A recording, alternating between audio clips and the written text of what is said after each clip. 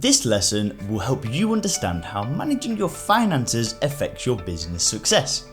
You will also learn the difference between assets and liabilities, and you'll also have access to a PT earning template to start organising your money and figure out your balance.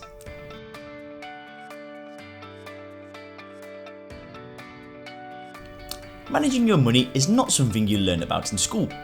School doesn't teach you how to manage a balance sheet or how to create assets and control your liabilities. In fact, once you leave school and get your first job, you're pretty much left to your own devices. It's for this reason that everyone has different attitudes towards money, conflicting ideas, and usually a lot to learn.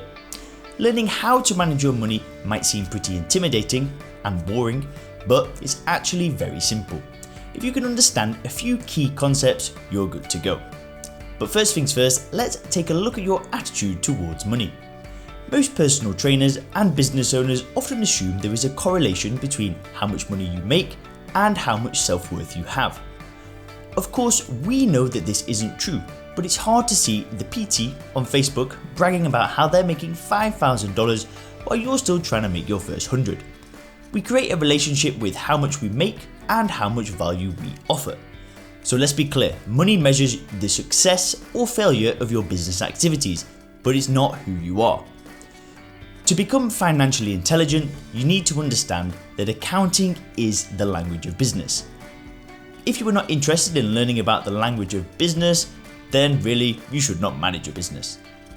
Now, one of the most important things that you need to know in order to be financially literate is how to read an income statement and balance sheet and the relationship between the two. Now, an asset is something that puts money in your pocket. It's that simple.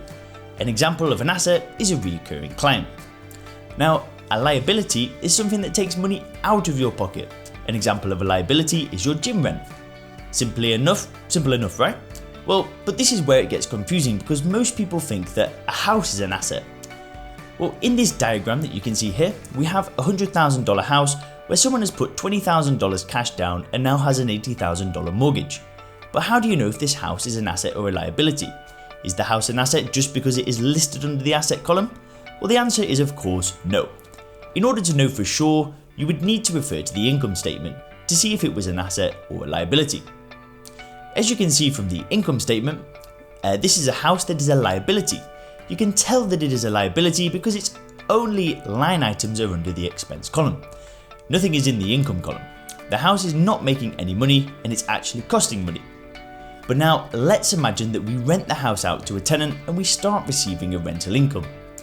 Very simply, if the rental income of the house minus the expenses of the house equaled positive net rental income, the house is an asset.